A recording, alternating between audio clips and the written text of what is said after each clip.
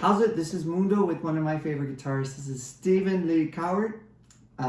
Not to date us, but I used to steal away into clubs to watch this guy. I used to sneak into clubs and throw a little money at the cocktail waitresses that let me sit in the corner. But hey, Guitar Stories. He's going to tell you about this guitar that he, I don't even know the name of it. It's a McGill Super Ace. Okay. Handmade in Nashville by my good friend Paul McGill, who makes lovely instruments. He makes resonators, steel string acoustics. This is a nylon string. And let me just show it a little bit. It's a really beautiful design. Check out the neck to body joint. It's like a work of art. It's really pretty. He did something with the internal bracing of this instrument that has made it so loud acoustically, it really projects. And another thing that I think is a result of that internal bracing is that it's so even from lows. It stays nice and warm and fat up high. A lot of nylon strings get plinky when you go high, right? It just stays nice and fat. Now, is that the bracing? Sure, it's the bracing as well, but you also have... Yeah, well, I'm just saying acoustically, even if I had this turned off, right? But he just installed a new pickup system, which he's been developing for the last couple of years. It's similar to the RMC pickups, where each saddle is a pickup. But I think the RMCs basically have two amplifiers. So and alternate strings are going to a separate channel on this amplifier, right? Anyway, this system has, each string has its own amplifier and its own EQ settings. There's also internally on the guitar. Inside in the guitar, yeah. In the wiring. There's behind the battery compartment, there are 3 dip switches, and you can diminish the amount of highs. Okay. With each one of those switches, it affects a slightly different high frequency. So I think I have 2 of them turned off because I like a kind of a little bit darker sound maybe than some people do. This looks like cedar. Am I wrong? Yes, it is. Yeah. Yeah. So yes. cedar's going to give you a warmer sound as well. Right. Do you know anything about the rosewood on the side? If it's Brazilian, European? I think it's Brazilian rose. Yeah. It's gorgeous. But it also has a little microphone inside, a little teeny condenser microphone. There's a little control for it right here. And I find if I bleed it about halfway, it just makes the direct sound a lot more natural. It sounds more like it sounds just acoustically.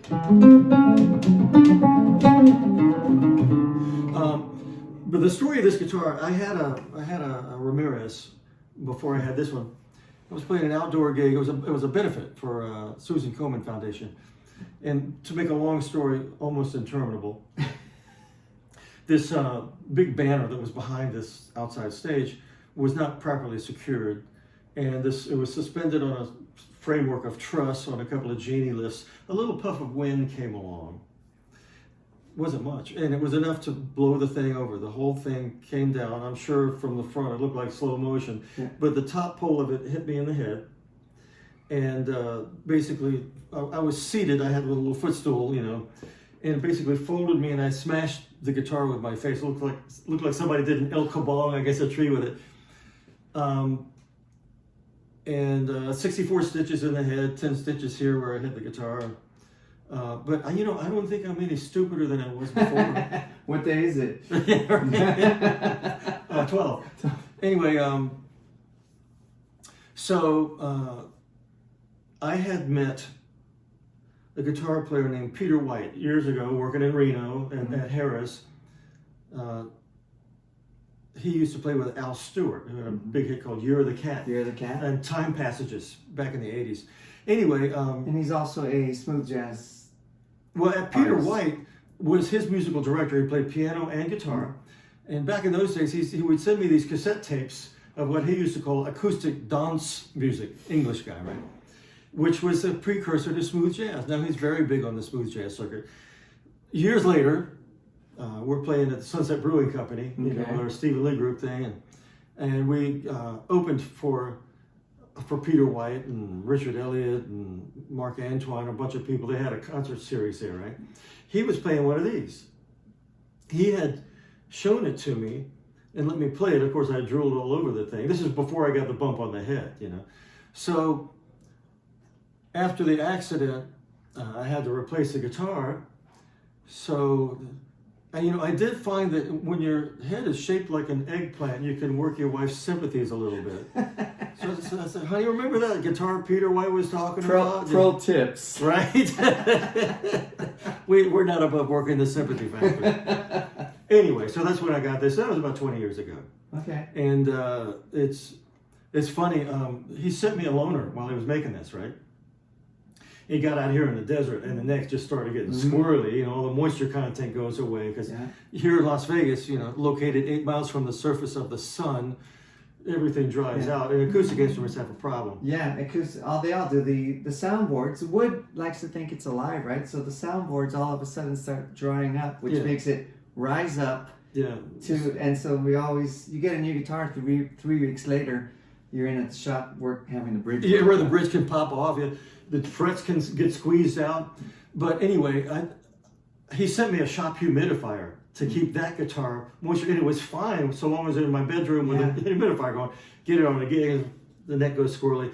So he cured these woods in some kind of chamber and assembled it in the month of February, which is the driest month in Nashville where Paul lives and works. So he said, this guitar should be stable in the desert. Yeah. But for at least the first couple of years until it cures, he says, don't take this guitar to Hawaii because it will explode. Yeah. But since then, like I say, this is 20 years old now, it's really settled in. And it's real stable. It's been all over the world, and it stays really consistent for me. I'm super impressed with it. What's the binding? Is that maple? I can't tell from here. Looks like nice lighting on the video, but it's kind of dark for you. It does. It does look like maple. Or is that I should be able to tell you what it is, but I don't know. We'll find out. If you know what?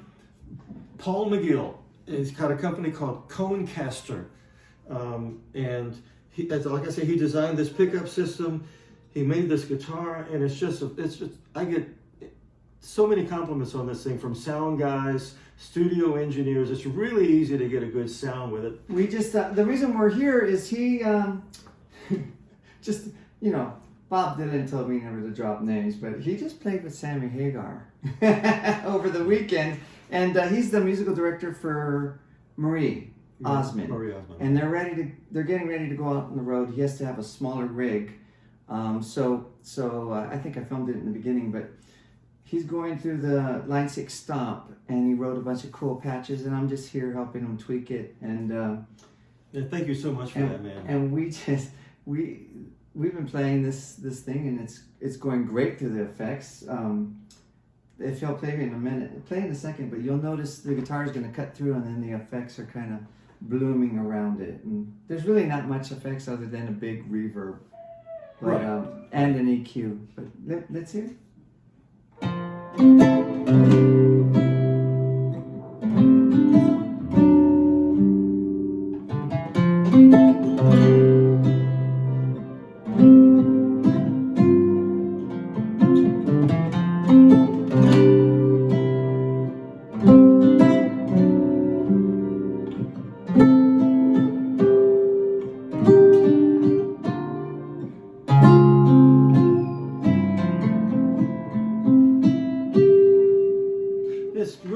Sweet natural sound. Yeah, it's gonna.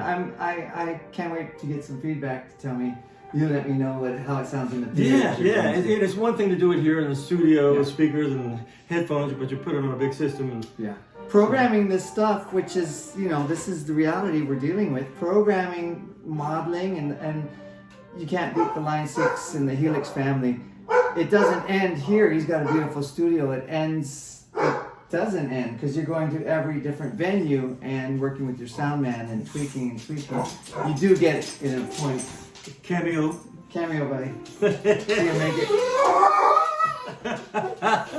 Yeah, I think on that note we're gonna.